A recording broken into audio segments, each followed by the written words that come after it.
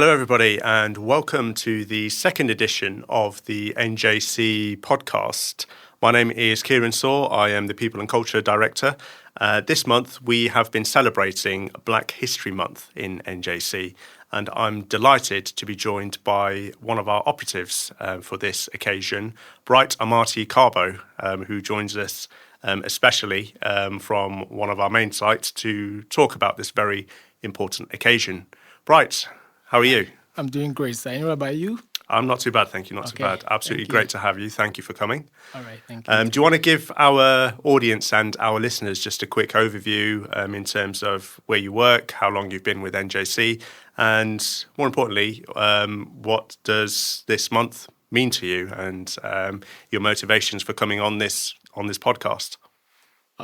Thank you very much for giving me such opportunity, such platform. Okay, my name is Bright Amartey Kabo. I come from Ghana, in the Ashanti part of Ghana, which is Jache, to be specifically Jache Pramso. But the main town is Jache. I've been in this country almost 2 years. Yeah, almost 2 years. And when I came to this country, this is the first job that I got. So I've been with this company for almost 2 years. So NJC was there right at the start of your journey within the UK then? Exactly. Yeah. So I've been very good. I've been with this company, and I'm very happy to be with this company. Yeah. And then I am married. And I came to this country with my wife. But I have one kid back home. Okay. Yeah, I have one kid back home. Excellent. Good. I also work in the site that I work is 60 Ludgate, and then 30 French Church. Yeah. 30 French Church Street. Yeah. Yeah, I work. I start 5:30 early in the morning at 60 Ludgate. Yeah. Then close 8:30, that is 3 hours. Then 9 o'clock, I start from the other side, that is 30 French Church. Yeah. And then close at 6 o'clock in the evening. Excellent. Thank you. Some very important sites there.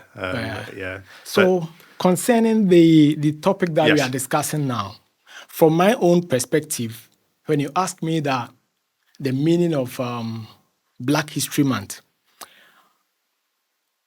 I will say that it's a celebration or the observance of the history, culture, the achievement, and the contributions of the Black people. Yeah, thank you. Excellent, yes, and some really good points there. I personally really like this time of year generally. So it's a time where you're looking back, you're reflecting, aren't you, on things that have happened. And I think this is one of the events that particularly our people within in NJC really look forward to, because it leads to some very informative conversations. And from how we've recognised it in the past, I've had people come up to me and say, wow, I never knew all this. This is really interesting. I want to learn more. So certainly it sparks those conversations. And hopefully that's what we're going to be doing today.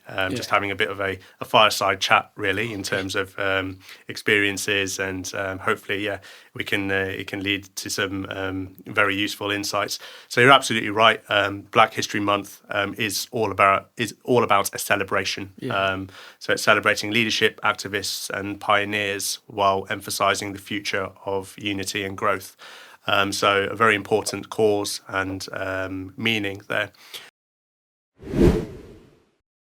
Okay. And this year, it's been 60 years since the Race Relations Act 1965 was passed. So it's a particularly special Black History Month. So that period of time in the 60s was particularly poignant in America and the United Kingdom. And we've seen the Race Relations Act, that's obviously spurred on other acts to be passed in Great Britain, which have a significant impact today, particularly with the work that we do in People and Culture, like the Equality Act, which underpins everything in terms of our day-to-day tasks.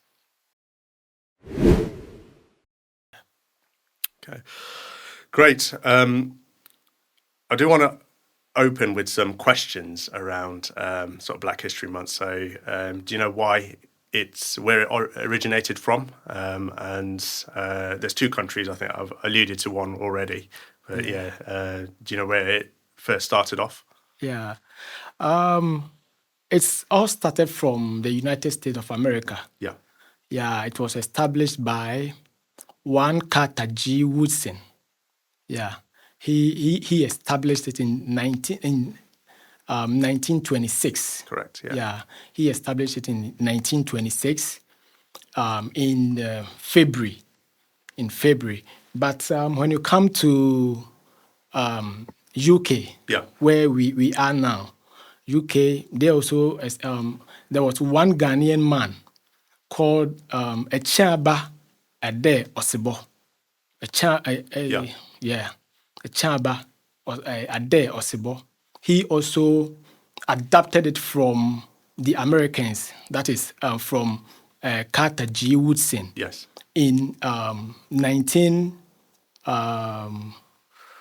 87, I think Yeah, it was, 1987 yeah. October. Yeah. Yeah, that means coming month. Yeah. We will be celebrating it. So it's very good. It's very important moment for me because as an African, to be specifically as a Ghanaian, it means a lot to me. Yeah. Yeah. So when it comes like this, we Africans we see it as a joy to celebrate our ancestors, Yes. to celebrate our great grandfathers who did well for us. We need to praise them. We need to honor them. Yes. Yeah. So Thank you. Couldn't have put it better myself. That is some really insightful things there. So, it did start out in America. I think people have this. Would it be fair to say people have this distinction between sort of American history in terms of sort of race relations and British history in terms of race relations, and those are almost sometimes thought of as distinct and separate.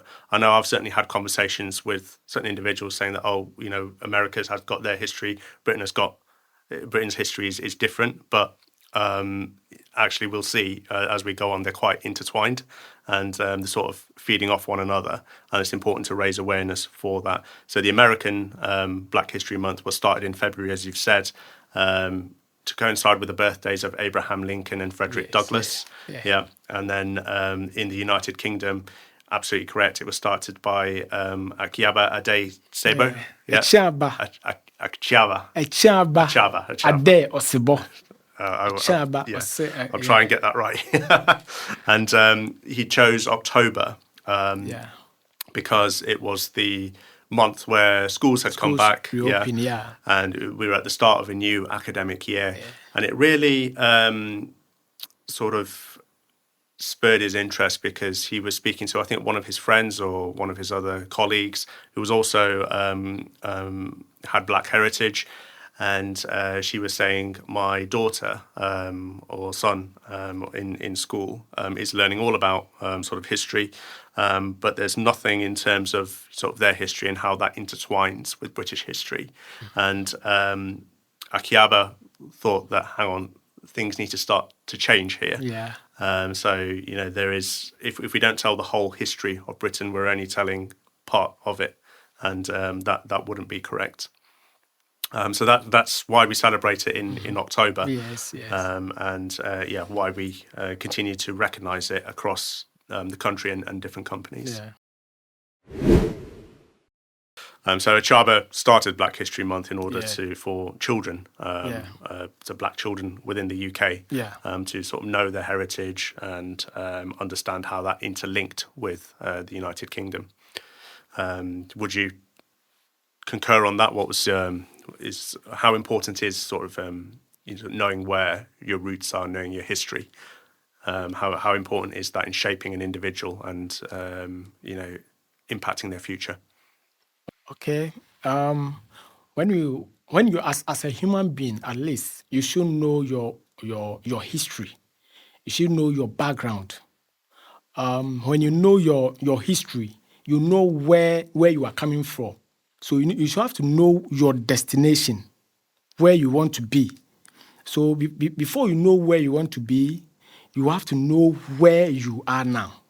You understand? Yeah. So knowing your roots, in this case, you have to know your where you come from, Yeah. where you originated from.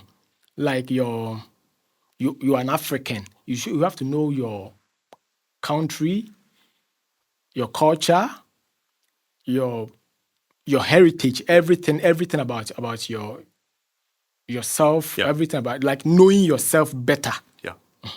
With that,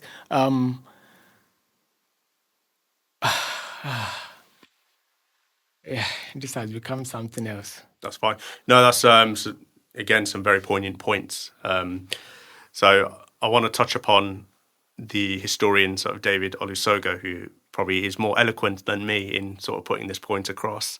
So he specifically talks about the importance of schools and what is taught, and the concept of teaching the entire history, because Black history is British history. We're not.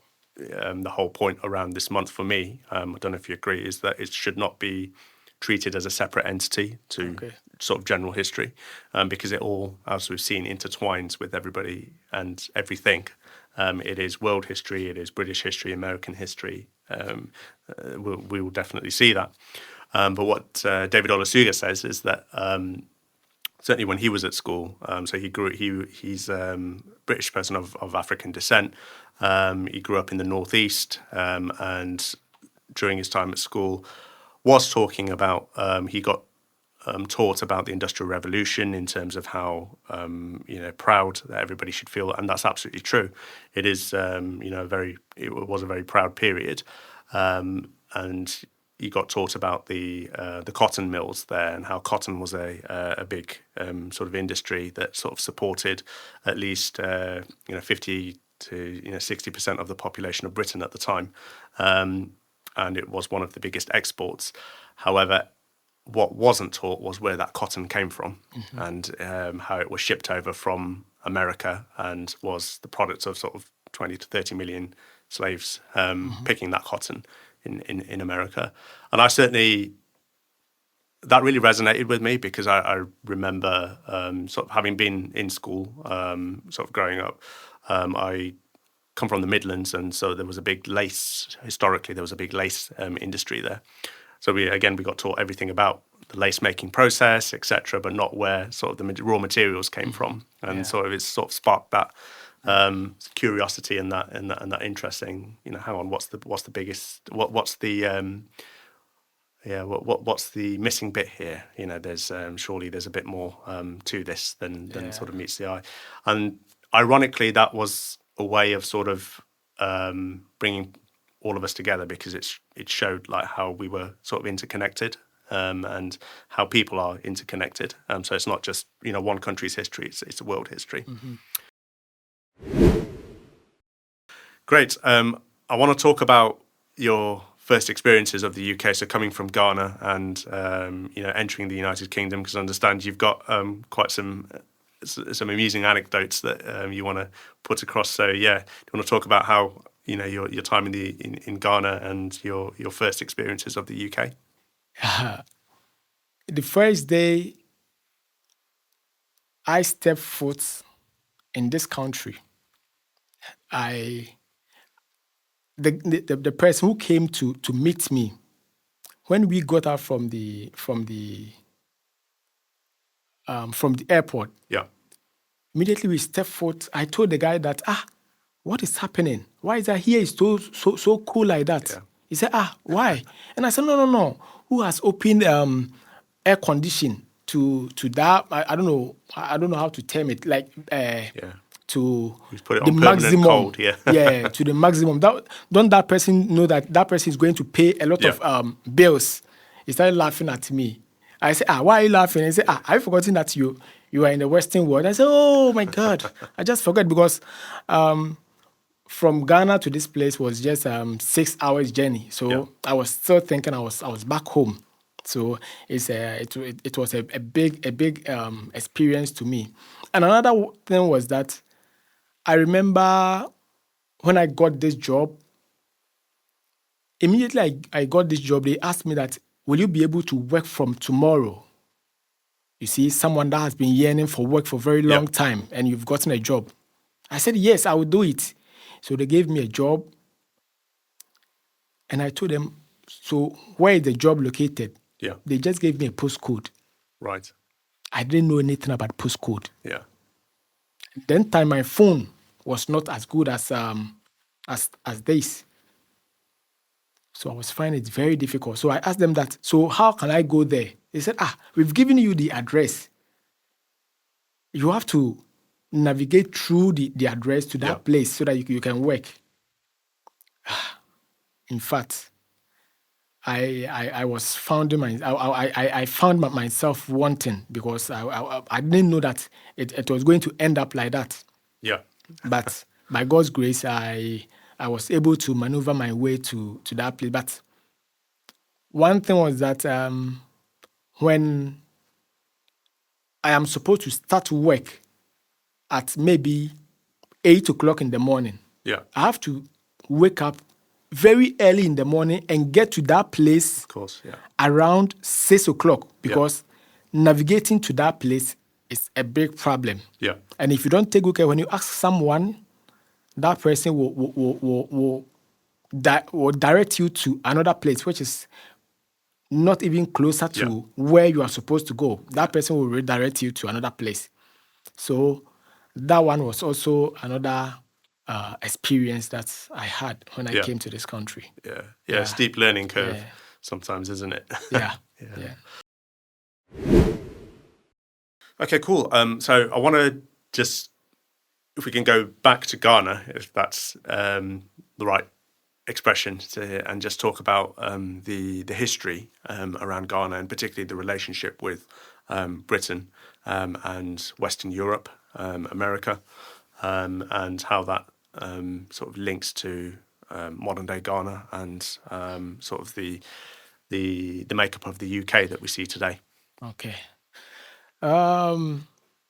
Concerning Ghana history, the Portuguese were the first European country to arrive in the Gold Coast.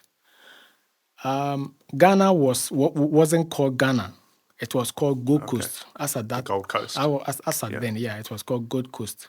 So the Portuguese were the first European country to arrive in 1471. So 1471, when they came, later the Dutch, the Danes, the Portuguese, and later the British came. Yeah. So they became four European countries to be there. Yeah. But the first one was Portugal, the Portuguese, as I said. So they came in 1471. They came to trade in gold. They came to trade in gold because that place, Gold Coast, the reason why they called Gold Coast was that gold was abundant. It was very abundant. Even when you are walking like this, sometimes you can step foot on gold. Really? Yeah. Wow. Especially, that is something, isn't it? Yes, especially the coastal areas. Yes. Yeah. So it was called Gold Coast because of the abundance of gold. And the Portuguese called that place Mina, M-I-N-A, Mina, meaning the mine. The mine, gold. Yeah. Those who mine gold, the mine. Yeah. So that was how they were calling that place. They called the mine. And then lately, in 1553, the first voyage of the British came to the Gold Coast. And then time the Dutch, the Danes, and the Portuguese were already there. Yeah. But the British had control over the trade. And for that matter, those three countries that I've already mentioned, the European countries, they couldn't compete with the British. So they have to leave. So they left And when the Portuguese came, they built Elmina Castle and Cape Coast Castle. And the reason why they built that place was where they live. Right. Yeah, where they stay. So later, when the British took over from them, when they left, they built that castle, Elmina Castle in 1882. Yeah. Sorry, 1482. 1482. Okay. So when they built it in 1482, they left, and when the British took over, they used that castle as point of as a place to keep slaves, as a place to keep slaves, then dispatch them or take them to the Americas, other to the Americas. Yeah, that's it.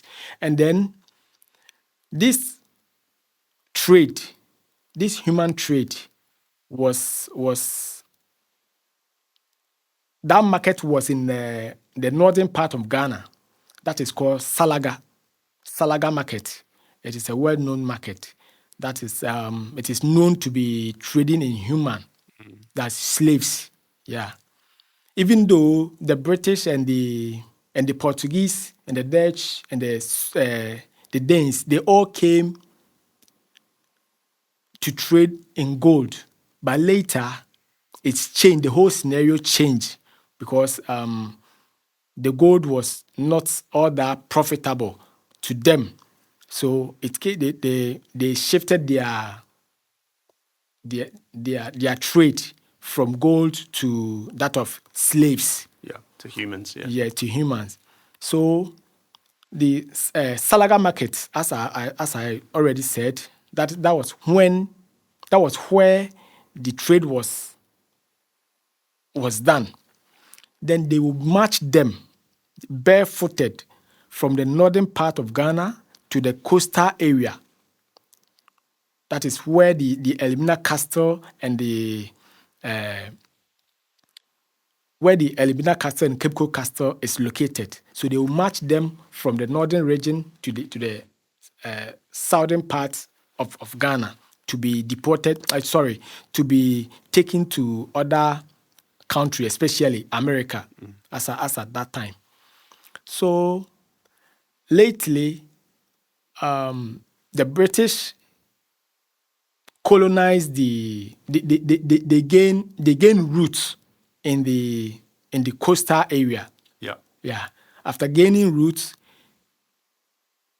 they made Gold Coast as their colony.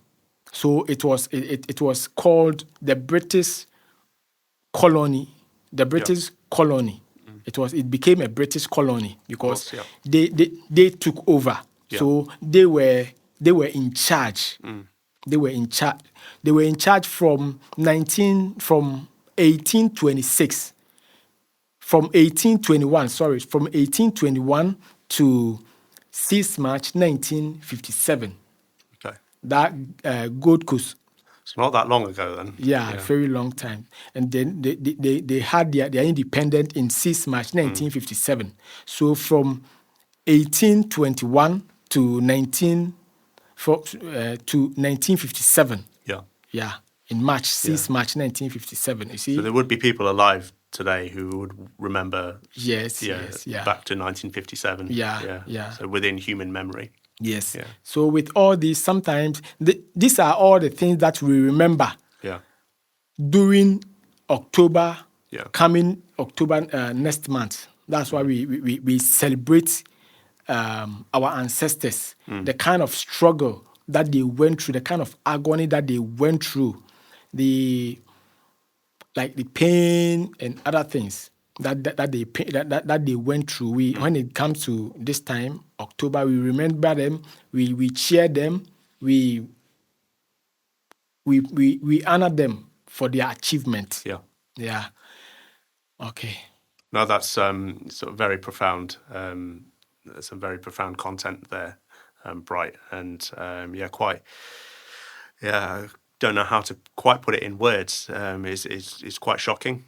Yeah. And I remember seeing a TV documentary about the slave ports on the west coast of Africa, and just the human stories that got passed down through generations, because a lot of people, that would have been their last sort of contact with their homeland before they got taken across the Atlantic. Atlantic And Ocean. and I think the presenter who was there was, I could just feel the agony that's still in the air there. And There was a gate, there was a door called Door of No Return. Yeah. As soon as you enter that door, there is no way you can come back. Either you die or you are being taken away. Yeah. So a whole lot. Yeah. A whole lot went through. So when it's getting to October like this, we remember all this. Yeah. All these agonies that they went through. And despite all this, they were able to stand. They were able to stand firm. Yeah. So we always appreciate all what they did for us. We really appreciate them. Yeah. We really, And does this get taught in schools in Ghana in terms of is this part of the I imagine it's part of the curriculum? Yeah, it is history. Yeah. History. Because I remember in school when we first got taught about this, it was, I think, not until secondary school where it was done with any sort of vigor and, in terms of the information and the content, staying true to, what actually happened. I just remember the whole classroom going absolutely silent. And I think for many of those people, many of those kids, it would have been the first time they would have heard anything like that. And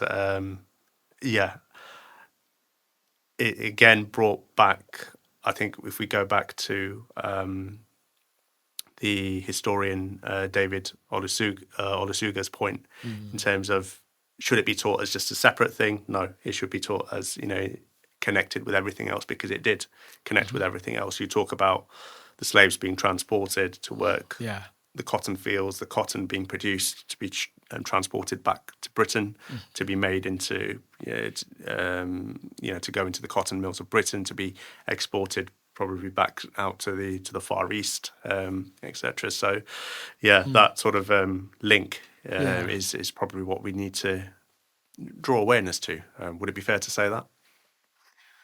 Okay, for the link, I'll first talk of colonization. We had a link with the British because they colonized us. Yeah, through colonization, we got to learn a lot from them. Especially, we had opportunity to get Western education. Yeah. And then second one is Christianity. They brought Christianity.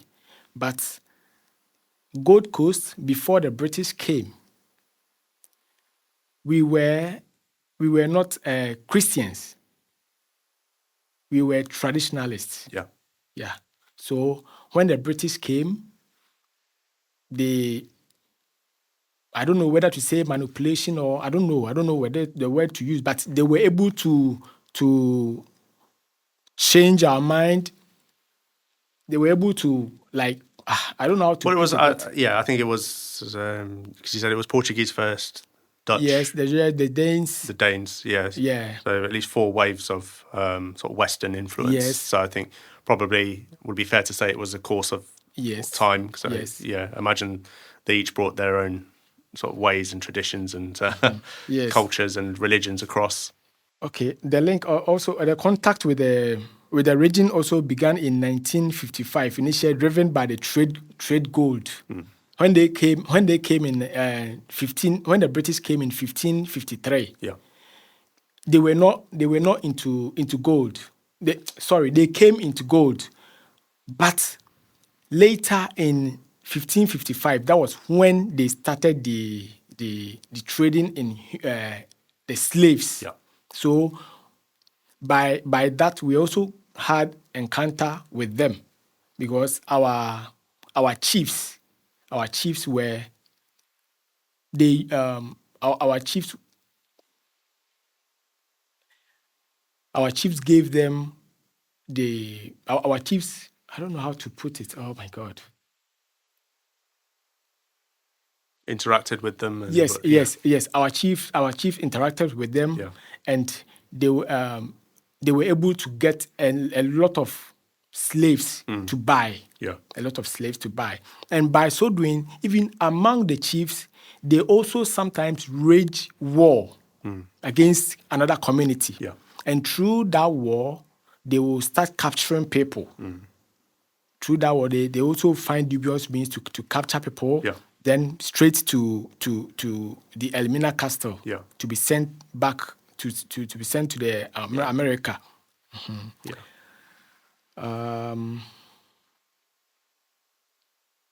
They also introduced education and then Christianity. Okay, I've already talked about that. Okay. What about language? So, right. Yes. So Yes. talked about the 4 or 5 different countries that came. So is Ghana? Yeah. Does it speak different languages now? Or is Yes. it? Yes. Yeah. Ghana. We also speak. We have 46 Yeah. 46 languages, different languages in the Wow. country. Yeah. But English, because we were colonized by the British, we ought to use their language, Yeah. and that is what we are using. We officially, that is our official language. Yeah. English is our official language in Ghana. Yeah. But apart from that, we have 47 languages because we have different tribes, and Yeah. all the tribes, every tribe has got a language Yeah. that they use, that they speak. But English is the official language that we use in our schools, in our in our schools. Yeah. And it's really interesting. I mean, you've touched on the points around sort of the British and several waves of colonization over hundreds and hundreds of years. So as that happens, we see trade intertwined, we see cultures intertwined, we see the way of living intertwined. Okay, so there's through it's quite ironic that through something quite as brutal as colonization, it's in the end. We celebrate Black History Month as a way to sort of raise awareness, and it sort of spurs these conversations on in terms of seeing how people are connected, and what sort of led to the sort of the United Kingdom being so diverse as it is today. So it's always gone through waves of immigration through former colonies, through neighbouring countries, and that's continuing. That's continuing to this day. But it all, if you look back far enough, there's always a link, to history. Yeah.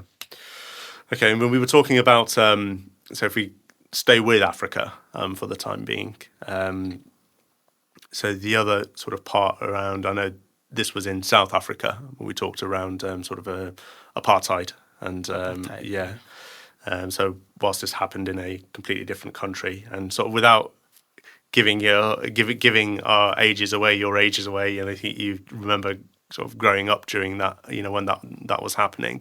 So what was sort of the reception like in Ghana? What was the sort of press? What was the sort of feeling in another African country that something like this was happening? In fact, South Africans, they went through a lot. Imagine being in your own country, but you don't have any voice. You can't speak. You can't talk, because I don't know whether to say they invaded the country or what. I don't know. I don't know the kind of word to use there. But so far as we are all human beings, I will not say so far as we are Africans. So far as we are all human beings, when you are in your home and someone comes to oppress you in your own country, it's something like you can't even think about it. You understand that? So we felt sorry for them. Yeah. In fact, we felt sorry for them that being in your own country and then you are restricted to some places. That there are some places, if you are South African, you can go beyond. Yeah. Yeah, there were some boundaries. Meanwhile, you are in the same country. The country is your motherland. So, in fact, it was appalling. It was appalling. Yeah. Yeah. But that was also the reason why Ghana, Gold Coast, as at then, they also fought for their independence in 1957 because then time there were a lot of things that was going on that they didn't like, but it wasn't solved amicably.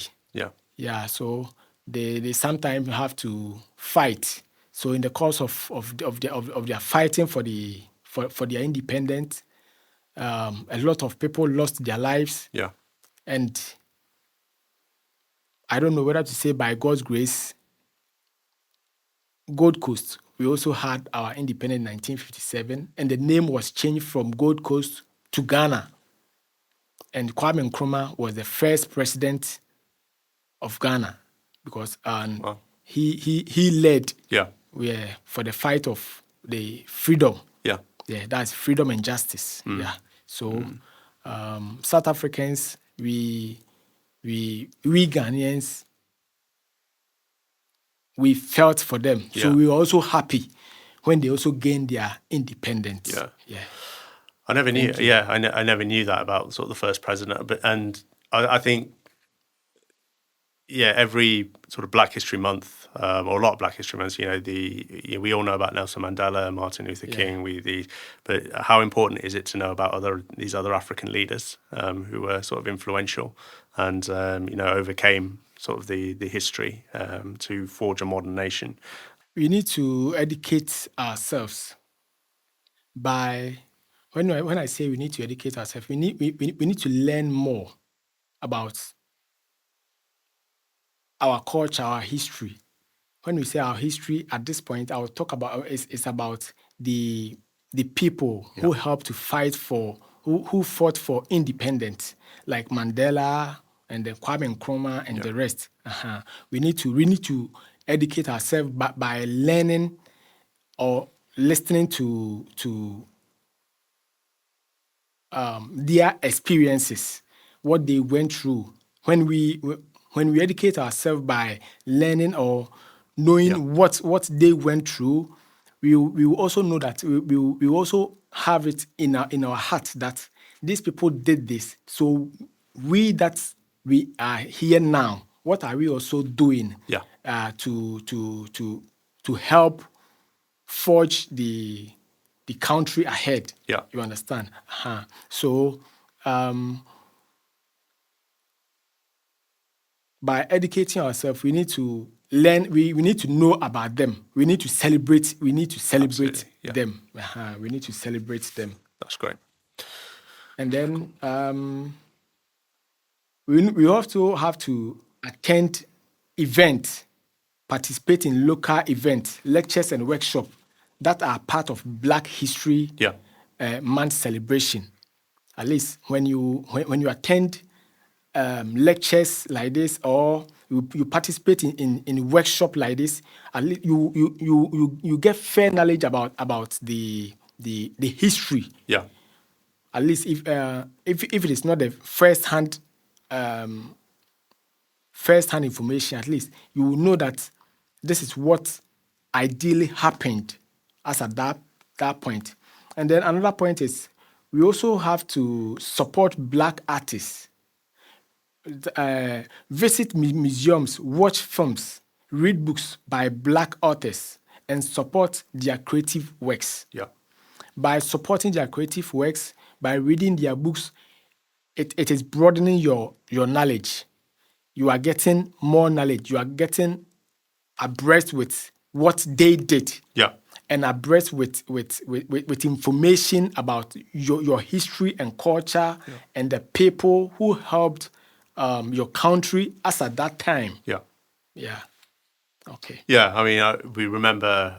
And another one, you also have to visit local landmarks. Yeah. Local landmarks. Like seek out and learn about historical sites or landmarks related to Black heroes in your community. Example, the Elmina Castle and the door of no return. At least when you get to this place, you as a human being, you feel the pains, Yeah. you feel the agony that your ancestors went through. So you feel proud. You feel proud to be celebrating them. You find the reason. You know the reason why you are celebrating them, because you know that course, they went through hell Yeah. to gain independence for you, Course. to help you to reach where you are now. Yeah. It is by their works Yeah. that you are at where you are now. Yeah, Okay. of course. Thank Yeah, and I think, again, some very excellent points there. I think just by having these conversations and bringing these issues to the forefront, that's why it's so important. Sometimes, you're thinking about what event can we do to raise awareness, etc. But just by sitting down and having a chat, this will go out to different people that are able to see this, and hopefully, you've mentioned some authors there. You've mentioned, the need to look at Black artists. Hopefully, it will spur on those conversations for people to look up some Black artists, some Black authors. James Baldwin, Chinua Achebe. To name but a few. Ifua Sutherland, the rest. Ifua Sutherland, he is also a writer. Who was that, sorry? Ifua Sutherland. Okay, yeah. Very good writer. Yeah. And I want to just hone in on that point a little bit around influential Black British figures that people may not be all too familiar with. So again, this links back to the first point around the history that's taught. There have been Black people in Britain since the Roman times, and we can see that through the history, the medieval documents,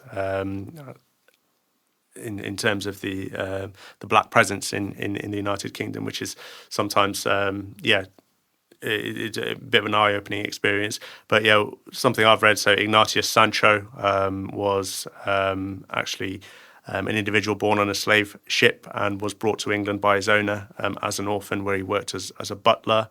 But the man he worked for saw how clever and intuitive he was and supported his creativity.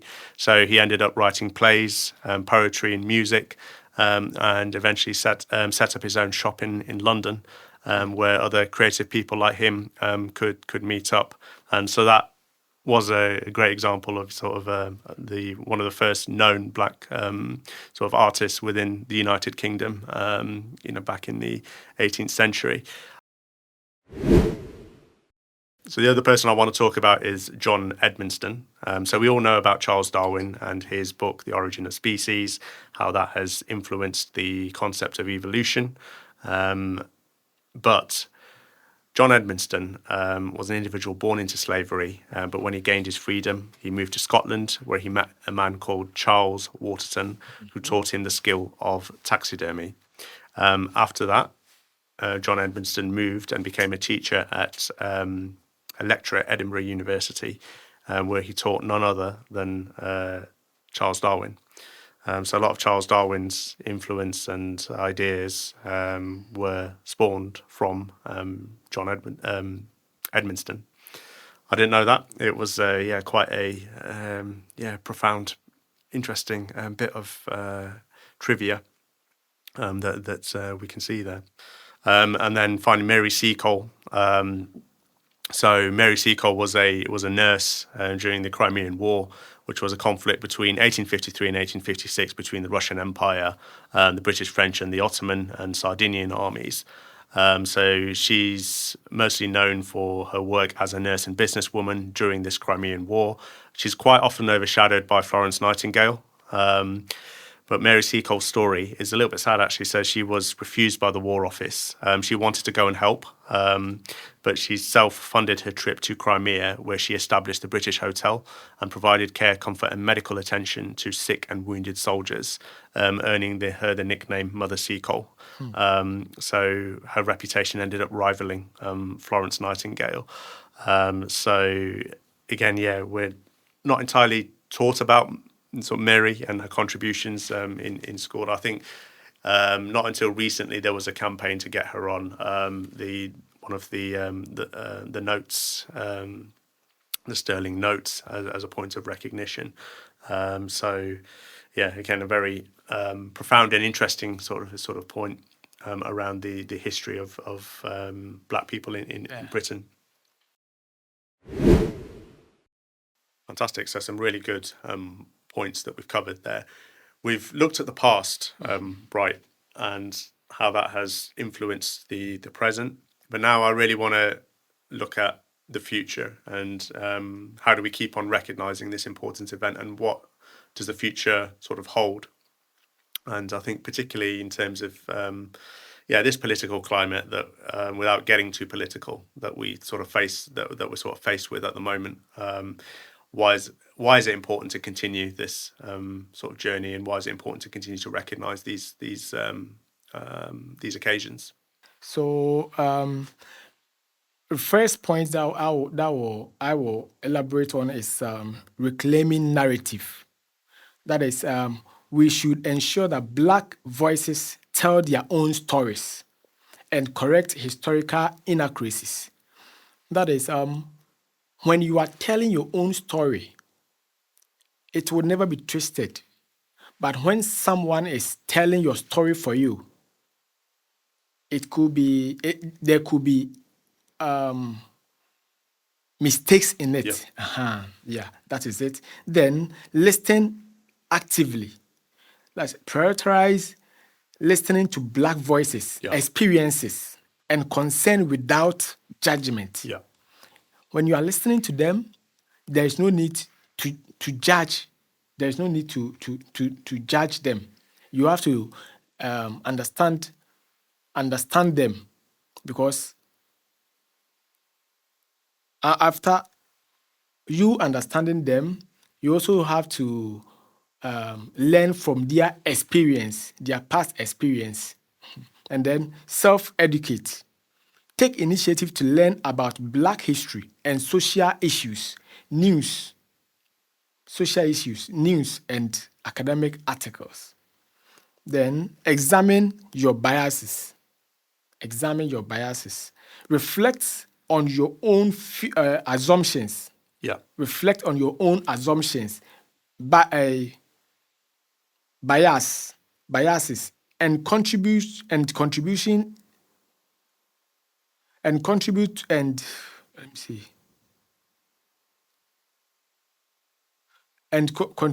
then feedback. Contribution and then feedback for corrections. Then the last one is amplify Black voices. You need to amplify Black voices. Use your platform to share and promote the works, stories, and expertise of Black writers. Especially your platform like this, it is a way of telling, or is a way of amplifying the Black voices. It is going out. People are going to view it.